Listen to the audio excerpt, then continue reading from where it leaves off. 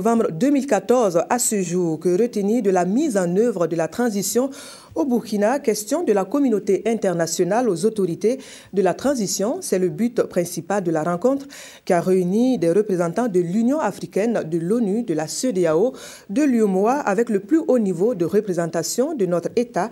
La rencontre a aussi rappelé l'urgence pour la transition de s'établir un chronogramme rigoureux. Le point sur la rencontre avec Salifou Belem et Fousseni Kindo. La mission de la communauté internationale sur le suivi de la transition à Ouagadougou est claire.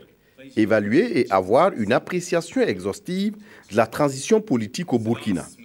Depuis novembre 2014, les organes de la transition sont en place et la communauté internationale peine à connaître les orientations claires.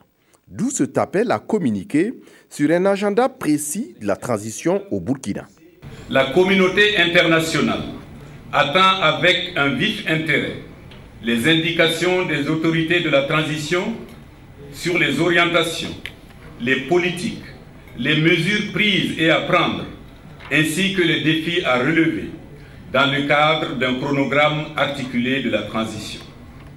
Nous espérons que ce chronogramme répondra à l'invite du récent sommet des chefs d'État et de gouvernement de la CEDEAO, tenu le 15 décembre 2014, adressé aux autorités de la transition pour qu'elles respectent scrupuleusement les délais impartis pour l'organisation d'élections démocratiques devant mettre fin à la transition en novembre 2015. En revanche, le groupe international de suivi et d'accompagnement de la transition rassure du soutien de la communauté internationale à accompagner le Burkina Faso pour des projets économiques structurants. Le groupe souhaite également la fin de la transition dans les délais fixés.